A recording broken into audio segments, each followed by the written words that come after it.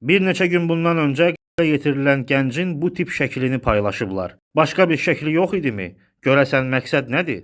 Salam dostlar, videonu axıra qədər izləyin, sonra fikirlərinizi yazın zəhmət olmasa. A-Class dondurmaları, keyfiyyətə önəm verənlər üçün.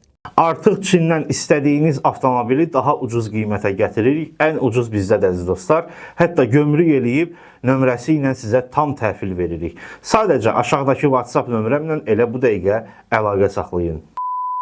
Bəzi dırnaqarası insanlar hələ də dərk eləmir ki, bu dünyada başqalarına pislik eləməyən, ancaq özü-özünə zərər vuranları başqa kimsə mühakimə eləyə bilməz. Bir neçə gün bundan öncə bir gənci döyüb öldürdülər. Biri buna qətl dedi, biri buna intihar dedi. Biriləri də ölmüş adama qara yaxmaq üçün bu şəkli paylaşdılar. İndi o gənc necə həyat sürüb, təbii ki, bizə heç bir adiyyatı yoxdur. Əsas odur, satmayıb ki. Satmayıb ki, kiminsə haqqını yeməyib ki.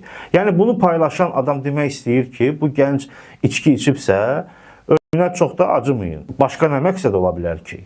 Ölümün vecinə alınmayası adamlar var. Məhz bu cür adamlardır. Bu paylaşımı eləyən adamlar.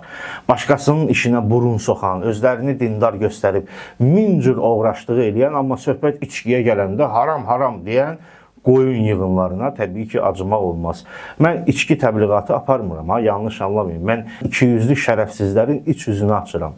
Kimsə içki içirsə günahı öz boyundadır. Amma kimsə başqa birisinin haqqına girirsə artıq burada iş dəyişir. Ömür boyu başqa insanların malını oğurlayıb varlanan, yəni o malları yiyənlərə dil uzatmağa bir yeri çatmayanlar bir gənci içki içdiyinə görə qınayır. Mən şəxsən buradan bir söz deyə bilərəm. Sizin kişi boynunuzu yerə soxun.